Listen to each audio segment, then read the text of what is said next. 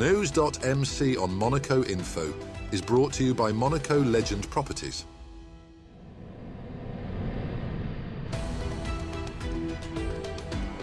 Bringing you news on Monaco's economy, culture, sports and more. Welcome to NEWS.MC, your English rendezvous on Monaco Info.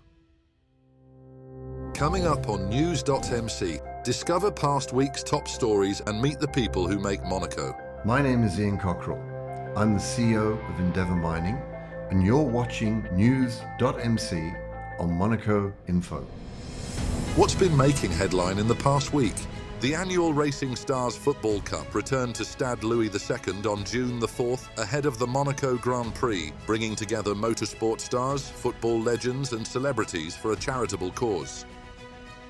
The Barbagiuans of Monaco defeated the Nazionale Piloti 6-2 in front of a packed crowd, with Formula One drivers including Pierre Gasly, Sainz and Isack Hadjar taking part. The event's headline attraction was football icon Ronaldinho, joined by former stars including Clarence Seedorf and Leonardo Bonucci. Funds raised from the match will support Mercy Ships and Les Soins de l'Espoir, helping provide medical care and support for vulnerable communities in Africa and Southeast Asia.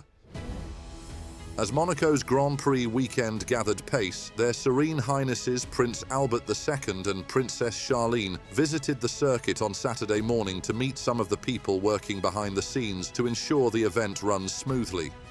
The princely couple attended the presentation of the Fire Brigade's new emergency vehicles before meeting volunteers from the Monegasque Red Cross. The visit recognized the vital contribution of local volunteers and the support provided by Red Cross teams from across Europe who assist during one of the Principality's busiest and most demanding weekends of the year. The atmosphere around the 83rd Monaco Grand Prix reached fever pitch as thousands of fans packed the fan zone in Condamine and the pit lane for a chance to get closer to Formula One's biggest stars. Drivers including Max Verstappen, Lewis Hamilton, Pierre Gasly, Kimi Antonelli and hometown hero Charles Leclerc were greeted by huge cheers, with Leclerc once again attracting the loudest support from local fans. The fan zone proved one of the weekend's most popular attractions, allowing supporters to meet drivers, enjoy live entertainment and immerse themselves in the unique Grand Prix atmosphere. Families travelled from across Europe to experience the event, many hoping to witness another memorable performance from Leclerc on home soil. Away from the track, the paddock was buzzing with celebrity appearances. Among those spotted enjoying the action were comedians Paul Mirabel and Paul de Saint-Sernin, American actor Neil McDonough, driving legend Sir Jackie Stewart, Netflix personality Martin Kretz from L'Agence, and Monaco's own Louis Ducrouet. Kim and Khloe Kardashian also attracted attention as they visited the circuit to support Lewis Hamilton. With packed grandstands, celebrity guests and passionate fans filling every corner of the Principality, Monaco once again demonstrated why its Grand Prix remains one of the most glamorous and iconic events in world sport. Kimi Antonelli continued his remarkable 2026 season by winning the Monaco Grand Prix on June the 7th and securing a fifth consecutive victory.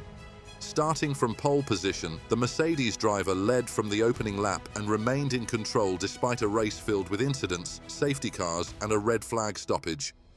Max Verstappen retired on the opening lap after stalling on the grid, while Lando Norris was forced out with a battery failure. Home favourite Charles Leclerc also saw his hopes end when he crashed at the final corner, triggering a red flag after damage to the track surface. Following a second standing start, Antonelli comfortably held off Lewis Hamilton to take victory. Hamilton finished second, while Isack Hadjar inherited third place after post-race penalties reshuffled the final order. The Federation of Monegasque Enterprises took part in the 25th edition of the Entrepreneurial Trade Fair in Nice on June the 8th, marking the organisation's first appearance at the event. The fair focused on cooperation and economic development across the Riviera. FEDEM used the occasion to promote its proposed metro link between Nice and Ventimiglia, highlighting the project's long-term economic and environmental benefits for the region. Representatives argued that improved transport infrastructure would support the 100,000 people who travel to Monaco daily, including 60,000 employees. The event also reinforced the strong ties between Monaco and the Alpes Maritimes.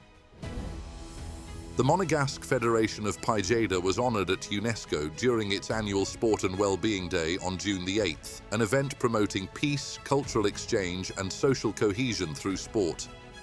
Invited by Monaco's permanent delegation, the Federation presented demonstrations of Brigade, a self-defense and combat discipline created in Monaco in 2020. Organisers highlighted the sport's educational and ethical values, as well as its role in preserving Monegasque culture through the use of the national language and colours. Federation members also visited UNESCO headquarters, reinforcing Monaco's commitment to promoting culture, heritage and peace through sport. More than 70 school children gathered at Lavoto Beach for the Princess Charlene Foundation's annual Water Safety Day on June the 9th, a key initiative aimed at preventing drownings and promoting life-saving skills. Working alongside the Monaco Aquatic Rescue and Diving Centre and the Monegasque Red Cross, students took part in practical workshops covering water safety, rescue techniques, use of flotation devices and basic resuscitation procedures. Organisers stressed the importance of vigilance around water, particularly as summer approaches. With the World Health Organization estimating 300,000 drowning deaths worldwide each year, the Foundation plans to expand its prevention campaigns internationally. On June the 10th, Monte Carlo Société des Bains de Mer announced record financial results for the year ending March 31st, 2026, with revenues reaching €861 million, an increase of 12% compared with the previous year. Growth was recorded across all sectors, including hotels, gaming and rental activities, while operating income rose 16%. Chairman and CEO Stefan Valeri attributed the performance to continued investment, operational excellence, and a focus on customer experience. The group is pressing ahead with major projects in 2026 and beyond. Monaco's attractiveness unit has been rebranded as Invest Monaco, reflecting a clearer and more internationally recognizable identity. The organization's mission remains to promote the Principality's opportunities while supporting individuals, entrepreneurs and investors looking to establish projects in Monaco. Officials say the new name better conveys Monaco's entrepreneurial and dynamic character to international audiences. Invest Monaco will continue acting as a bridge between the public and private sectors, helping newcomers navigate the Principality while showcasing the advantages of living, working and investing in Monaco. The Roca team is heading to the Betclic Elite Final for a fifth consecutive season after defeating Nanterre 89-78 to win their semi-final series on Monday, June 8th. Despite a squad weakened by injuries, Monaco recovered from a slow start and took control through strong performances from Elia Kobo, Matthew Strazel and Jaron Blossomgame. The victory keeps the Principality club on course for another French championship title as it prepares for the final. Next up, our exclusive interview with the personalities making the Principality. My name is Ian Cockrell. I'm the CEO of Endeavour Mining. I was born, raised and educated in the United Kingdom. Until I was 10 years old, I lived in London. And then my father had to move with his work to the northwest of England, and we moved up to Cheshire in the 1960s, which, as you remember, was the time of the Beatles, the Mersey beat. So it was culturally a very interesting time. I always wanted to be a vet. I loved animals, and for many years I used to go around with the local vet. I helped him with his rounds. He was a farm vet, so we used to go, to the various farms and help the farmers. And on the weekends, we did operations. And I always wanted to be a vet, but I was just not clever enough to get into veterinary school. In the UK, there's something like 17 applicants for every place. So that was not on. And I eventually landed up studying geology, and I graduated. And then I had a choice after I could have carried on and done a postgraduate medical degree. I could have joined National Westminster Bank as a trainee banker. I could have joined a commodity trading business in the city in London, or I could have gone out to Africa. Even though I was thinking about doing something in the sort of medical space, I thought, no, let me go out to Africa. And I went out to South Africa. I was working on a mine, but I found that I was much more interested in the mining side of things. And after a year, I transferred from being a geologist to become a trainee miner. So I got a blasting certificate and then became a miner. That started my initial sort of 21-year career with the Anglo-American group.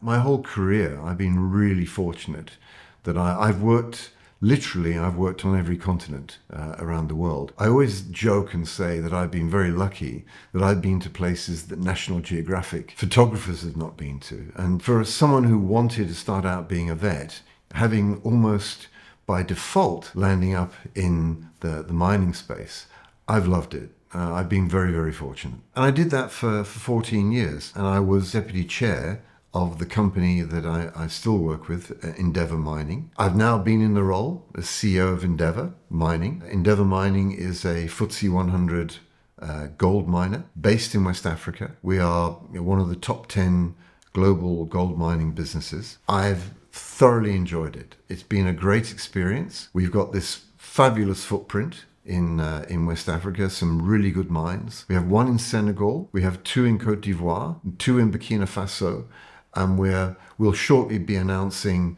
the development of a third mine in Côte d'Ivoire. So our limits to growth are a little bit more constrained. So we've got to start looking outside of West Africa as well. The psychology of gold is fascinating. If you think about it, for thousands of years, people have revered gold. It's something which is precious, it's unbreakable, you can't destroy it. It's something which gives you tangible value. The one thing about gold is that gold is no one else's liability. You can have stocks, you can have shares, you can have ETFs and all sorts. If you have an ounce of gold, it's yours. It's tangible, it's real. Can't be taken away.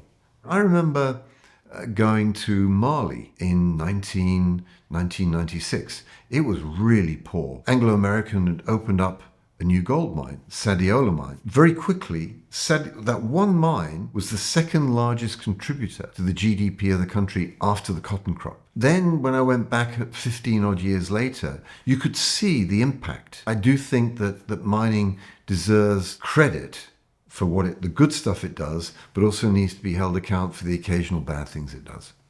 Endeavour Mining, who I'm the CEO for now, has always had an establishment here in Monaco since about 2010, 2011, when it sort of set up offices here. In 2013, I first joined the board as an non-exec director back then, and it was the first time I came to Monaco, and I was fascinated. Formula One, the glitz and glamour of Monaco. It is inarguably one of the most beautiful parts of the world. It's very similar, scenery and what have you, to Cape Town, the climate, and we spend part of our life in Cape Town as well. That's when I sort of first came here, and I guess kind of fell in love with the place. And so when the opportunity came, it was quite logical that I should be based here. We've had this establishment here for 14, 15 years, so it was logical to come and be based here. And it's certainly not a decision that I regret, not at all.